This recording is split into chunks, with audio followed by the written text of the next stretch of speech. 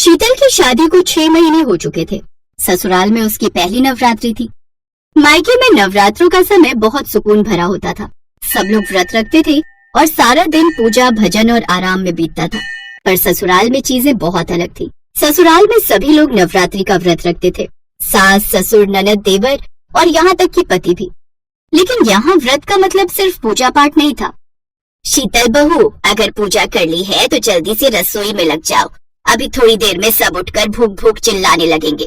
नवरात्रि के व्रत तो सबको रखने का शौक है, पर भूख यहाँ पर किसी से बर्दाश्त नहीं होती। अच्छा, तो यहाँ पर नवरात्रि व्रत सब रखते हैं? ये तो बहुत अच्छी बात है। मैं सबके लिए मखाने और काजू सेक देती हूँ। बहू, खाली मखाने और काजू से कुछ नहीं होगा। तुम्हें नवरात्रि का पूरा खाना बनाना होगा। सुबह सुबह नाश्ते में हमारे यहाँ कुट्टू, सिंघाड़े के आटे के पकौड़े, साबूदाने की खिचड़ी, साथ में खीरे का रायता और पुदीने हरी मिर्च की चटनी खाते हैं। जी, मैं अभी बना देती हूँ। शीतल ने सबके लिए कुट्टू, सिंघाड़े के आटे के पकौड़े तैयार किए, साथ में आलू की सब्जी भी बनाई। एक तरफ साबूदाने की खिचड़ी भी बना दी और साथ में जो जो उसकी सास ने बनाने के लिए कहा था वो सब शीतल ने बनाकर तैयार कर दिया। शीतल को लग रहा था कि उसके ससुराल वाले सुबह नाश्ते में पेट भरकर खा लेते हैं ताकि शाम के समय व्रत खोल सके। शीतल अभी सुबह नाश्ते में नवरात्रों का व्रत का खाना बनाकर रसोई से बाहर ही आई थी कि तभी उसकी ननद आकर बोली, भाभी, फलाहार में कुछ और बनाओ ना, कुछ मीठा हो जाए। एक काम करो, मखाने की खीर बना लो। अरे निखिल की माँ, मैं वो अमरूद और सेब लाया था, जरा वो काट कर दे दो। सुबह सुबह पकौड़े खाकर सारे मुंह में तेल तेल हो रहा है। थोड़ा फल खाऊंगा तो पेट को जो है ठंडक मिलेगी। शीतल बहू, एक काम करो, तुम खीर बनाने जा ही रही हो तो अपने ससुर जी के लिए फल भी काट दो। मैं थोड़ी देर सुस्ताने जा रही हूँ। सुबह सुबह इतना हैवी खा लो ना तो नींद बहुत आती है। अब क्या करे, व्रत भी रखना जरूरी है, वो भी तो नहीं छोड़ सकते। शीतल चुपचाप सुन रही थी और देख और समझ भी रही थी कि उसके ससुराल में नवरात्रों में व्रत का खाना ऐसे ही खाया जाता था। जीती रहो बहू, सदा खुश रहो। अरे उर्मिला जी, दुर्गा मंदिर में आज से कीर्तन प्रारंभ हो रहे हैं। नई बहू को भी यहाँ के मंदिर के कीर्तन में लेकर जरूर आना। इसी बहाने हम भी बहू के मुंह से एक भजन सुन लेंगे। तो बहू, आओगी ना? जी आंटी जी, मुझे तो वैसे भी नवरात्रि के पर्व पर भजन कीर्तन सुनने का भी और गाने का बहुत शौक है। मम्मी के घर तो हम घर पर कीर्तन करते ही थे। यही तो मौका होता है जब हम माँ दुर्गा की भक्ति में लीन होते हैं, उनकी पूजा करते हैं, उनमें ध्यान लगाते हैं। कितने अच्छे संस्कार हैं बहू के, बहुत अच्छी बात है। बहू, नवरात्रि में माँ दुर्गा का भजन कीर्तन करने से माँ दुर्गा बहुत प्रसन्न होती हैं। अच्छा उर्मिला, समय पर पहुँच जाना। हाँ हाँ, चिंता मत करो जानकी बहन, मैं और बहू दोनों कीर्तन में समय पर पहुँच जाएंगे। शाम के 4 बजे शीतल अपनी सास के साथ पड़ोस के दुर्गा मंदिर में कीर्तन में चली जाती है।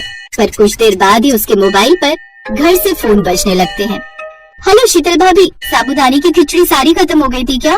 रसोई में कहीं नजर नहीं आ रही। मैंने फ्रिज भी चेक कर लिया, बहुत तेज भूख लगी थी। हेलो, हाँ वो तो सुबह ही खत्म हो गई थी। बस हम थोड़ी देर में आ जाएंगे, फिर शाम का व्रत का खाना मैं बना दूंगी। आलू उबाल कर आई हूँ। हेलो कोमल, मुझे तुम्हारी आवाज नहीं आ रही है। हेलो। शीतल का फोन कट जाता है। अब उसके पति निखिल का फोन बजने लगता है। हेलो, हाँ शीतल, कहाँ पर हो? हेलो निखिल जी, मैं मम्मी के साथ दुर्गा मंदिर में कीर्तन में आई हूँ। बोलिए क्या हुआ? अरे मैं वो पूछ रहा था कि व्रत में पेठे की मिठाई खा लेते हैं ना? जी खा लेते हैं, और कुछ? नहीं, मेरे को ऑफिस के पास वाले मंदिर से प्रसाद मिला था, तो मैंने सोचा तुमसे पूछ कर खा लूं। अरे बहू, अब फोन को छोड़कर 1-2 भजन भी गा दो। तुम तो कह रही थी कि तुम बहुत भजन गाती हो, पर तुम तो जब से आई हो तब से फोन में ही लगी हुई हो। शीतल बहू, फोन को बंद कर दो और एक भजन गा लो, नहीं तो ये सब शोर मचा देंगी। लगातार बजते फोनों की वजह से शीतल बहुत परेशान हो रही थी। खैर, उसने एक भजन दुर्गा माँ का गाया। सबको शीतल की आवाज बहुत सुंदर लगी। शीतल भी माता रानी के भजन गाकर बहुत खुश थी। कुछ देर बाद जब कीर्तन का भोग पड़ा तो शीतल घर पर पहुंची। मैं तो आलू की सब्जी बनाने के लिए आलू उबाल कर गई थी, पर सारे आलू कहाँ गए? भाभी, वो मैं जब सूखे आलू बना रही थी तो सब बोलने लगे कि हम भी खाएंगे। फिर मैंने सारे आलूओं की सूखी सब्जी बना ली, बस वही सबने खाई है। बहुत तेज भूख लगी हुई थी। सॉरी, आपको रात के खाने के लिए और आलू उबालने पड़ेंगे। मतलब रात के लिए? अच्छा ठीक है, कोई नहीं, मैं उबाल लेती हूँ। उस रात शीतल काफी देर सोचती रही कि कुछ न कुछ तो उसको करना पड़ेगा, नहीं तो ऐसे तो सारे नवरात्रों में वो ससुराल वालों के लिए व्रत का खाना ही बनाती रह जाएगी। अगले दिन सुबह शीतल ने एक योजना बनाई।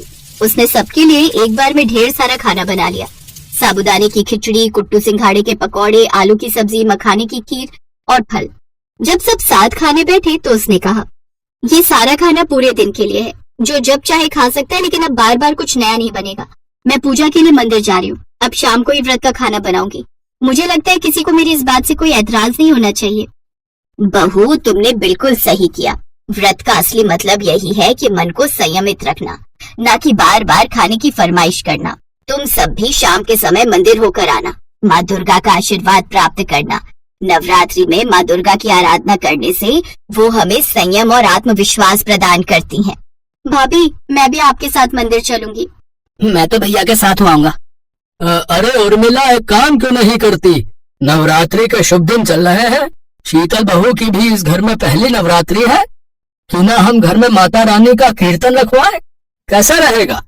विचार तो बहुत अच्छा है।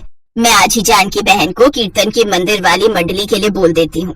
बहू भी बहुत ही अच्छे भजन गाती है। घर में नवरात्रों पर खूब रौनक जमेगी। मम्मी, कीर्तन में व्रत का खाना बनेगा ना? क्योंकि व्रत रखकर भूख बहुत लगती है। मेरा मतलब है, हम व्रत का फलाहारी भोजन। कोमल की बात सुनकर सब खूब जोर से हंसते हैं और पूरे घर में खुशियों का माहौल बन जाता है। हेमा माँ दुर्गा में बहुत विश्वास रखती थी। उसके घर में धन धान्य की कोई कमी नहीं थी, पर उसकी सास स्वभाव की बहुत कंजूस थी। वो अपने लिए तो जी खोलकर खर्च करती, पर कभी भी कोई दान पुण्य नहीं करती थी। अगर हेमा किसी को कुछ देने लगे तो उस पर चिल्ला पड़ती थी, सेब ले लो, सेब मीठे मीठे लाल रसीले सेब ले लो। ओ सेब वाले भैया, ये सेब कैसे लगाए? हेमा बहू, ये हाथ में क्या है? माँ जी, वो मैंने अपने लिए 2 रोटी बनाई थी, पर मुझे भूख नहीं है, इसीलिए एक रोटी इन बूढ़े बाबा को दे रही थी। वो बहुत भूखे दिखाई दे रहे हैं। चुपचाप रोटी को अंदर लेकर जाओ। आटा इतना सस्ता नहीं है जो भिखारियों को बांटते फिरो। अभी नहीं खानी तो रात में खा लेना गरम करके। पैसों की बचत करना सीखो। ये नहीं कि हमारा हाथ खुला हुआ है। हमारे पास अच्छे पैसे हैं तो हम उसको उजाड़ दें। ला भैया, 2 किलो सेब तोल दे। वैसे तू 100 रुपए महंगे लगा रहा है। चल कोई नहीं। ये लो अम्मा जी। कभी कभी हेमा का मन बहुत दुखी होता था, क्योंकि घर में पैसे होने के बावजूद भी वो किसी की सहायता नहीं कर पाती थी। आपको पता है, आज एक नया ग्राहक जुड़ा है। बहुत अच्छी कमाई होगी इन सर्दियों के सीजन में। उस ग्राहक को हमारी फैक्ट्री के स्वेटर बहुत पसंद आए हैं। ये तो बहुत बढ़िया बात है सुमित बेटा। बस तू ऐसे ही खूब पैसे कमाता जा। घर में पैसे जुड़े होते हैं तो किसी बात की कोई परेशानी नहीं होती। बस काम अच्छा चलता रहना चाहिए। सुमित का काम अच्छा चल रहा था, कमाई भी बहुत अच्छी हो रही थी। एक दिन हेमा की सास आंगन में बैठी अपने पर्स में से नोट गिन रही थी, पर वो बार बार गिनती भूल जाती। एक साधु बाबा द्वार पर बहुत देर से खड़े भिक्षा मांग रहे थे। ये नोट गिनते गिनते तंग आ गई हूँ। ये नोट है या मुसीबत? गिनती ठीक नहीं हो रही। ज्यादा पैसा होना भी मुसीबत ही है। माई, बाबा को कुछ दे दो, बहुत भूख लगी है। अरे बाबा, मैं पहले ही इन रुपयों से परेशान हूँ, ऊपर से तुम परेशान कर रहे हो।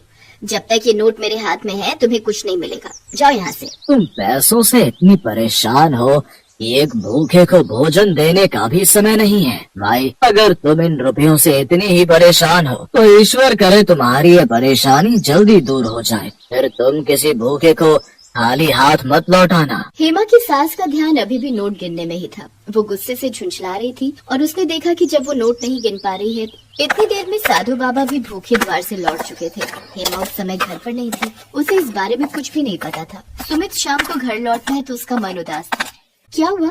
आप बहुत परेशान दिखाई दे रहे हो। मैंने बताया था ना, जो नया ग्राहक जुड़ा है, जिसने फैक्ट्री में स्वेटर का ऑर्डर लिखवाया था, अचानक उसने मना कर दिया है। मेरा बहुत नुकसान हो गया। मैंने तो माल बनवाना शुरू भी कर दिया था, पर उस ग्राहक को विदेश जाना पड़ा। आज ही उसका फोन आया है, वो माल बनवाने को मना कर रहा है। कोई बात नहीं, आप परेशान मत हो, सब ठीक हो जाएगा। ये नहीं तो कोई और ग्राहक आ जाएगा। आप बैठो, मैं खाना लगाती हूँ। पर ऐसा नहीं हुआ। सुमित की फैक्ट्री में माल पड़ा रहा, पर एक भी ग्राहक ने माल नहीं खरीदा। धीरे धीरे सुमित का सारा काम ठप हो गया और वो कर्जे में डूब गया। घर में पैसों की तंगी आ गई। हेमा और उसकी सास दोनों के सारे गहने बिक गए। मकान गिरवी रखना पड़ा। फैक्ट्री को ताला लग गया और वो लोग बहुत गरीब हो गए। एक दिन हेमा घर के बाहर झाड़ू लगा रही थी, तभी वही साधु बाबा फिर से आए। क्या हुआ? आज भी मैं यहाँ से भूखा जाऊंगा। हेमा की सास देखती है ये तो वही बाबा हैं जो कुछ दिन पहले उसके घर से भूखे गए थे। हेमा की सास की आंखों में आंसू आ जाते हैं। नहीं बाबा, ऐसी बात नहीं है। पहले मेरे घर में रुपया पैसा सब कुछ था, मैं तब भी आपको भूखे पेट भेज रही थी। आज मेरे घर में अन्न का दाना नहीं है, इसलिए मैं आज भी आपको द्वार से भूखा भेजने पर मजबूर हूँ। मुझे माफ करना बाबा, अब हम पहले जैसे धनवान नहीं रहे, हम बहुत गरीब हो गए हैं। रुकिए बाबा, ये रोटी और चटनी आप खा लो। बेटी, तुमने मुझे अपने हिस्से का भोजन दे दिया और तुम भूखी रहोगी। बाबा मैं भूखी कहाँ हूँ, मैंने माँ दुर्गा का नाम लेकर उनके प्रसाद की मिश्री खा ली, मेरा तो उसी से पेट भर गया। जीती रहो बेटी, तुम माँ दुर्गा की सच्ची भक्त हो। घर में ये परेशानियाँ इसीलिए आई हैं क्योंकि तुम्हारे घर से कभी भी किसी गरीब और बेसहारा को दान पुण्य नहीं हुआ था। तुम माँ दुर्गा के नवरात्रि व्रत धारण करो, माँ दुर्गा से भूल के लिए क्षमा मांगो, भूखों को भोजन खिलाओ, प्यासे को पानी पिलाओ। देखना तुम्हारे घर की स्थिति पहले जैसी खुशहाल हो जाएगी। ठीक है बाबा, मैं माँ दुर्गा के नाम के नवरात्रि व्रत अवश्य रखूंगी। और फिर साधु बाबा के कहने पर हेमा ने विधि पूर्वक सच्चे मन से माँ दुर्गा के नवरात्रि व्रत रखने शुरू किए। वो माँ दुर्गा के नाम की जोत जगाती थी, घर में उनका कीर्तन और भजन करती थी, जिसमें उसकी सास और पति सुमित भी साथ लेते थे। हेमा ने अभी 3 व्रत ही समाप्त किए थे कि सुमित खुशी से घर लौट कर आता है। माँ जानती हो, मुझे स्वेटर और टी शर्ट का एक बहुत बड़ा ऑर्डर मिला है। दिसंबर तक मुझे ऑर्डर तैयार करना है, बहुत जल्दी काम करना होगा। कस्टमर ने मुझे माल बनाने के एडवांस में रुपए भी दे दिए हैं। तू सच कह रहा है बेटा? हेमा बहू, ये सब तेरे द्वारा रखे गए माँ दुर्गा के नाम के नवरात्रि व्रत और पूजा का ही प्रभाव है, जो आज सुमित को इतना बड़ा ऑर्डर मिला है। जय माँ दुर्गा। और माँ दुर्गा के आशीर्वाद से हेमा के परिवार की खुशियाँ फिर से लौट आती हैं। सुमित का काम फिर से ठीक हो जाता है। अब हेमा की सास भी दान पुण्य करने के लिए मना नहीं करती थी, बल्कि खुद अपने हाथों से गरीबों को दान देती थी। हेमा के परिवार की आर्थिक स्थिति अब बहुत अच्छी हो गई थी, इसलिए वो नियम अनुसार नवरात्रि पर्व आने पर रामनवमी के दिन दुर्गा मंदिर में भंडारा करवाने लगी। कुछ समय बाद माँ दुर्गा की कृपा से हेमा के घर 2 बच्चों का जन्म हुआ। बेटा बेटी के जन्म के बाद माँ दुर्गा के आशीर्वाद से हेमा के जीवन में संपूर्ण खुशियाँ आ गई थी।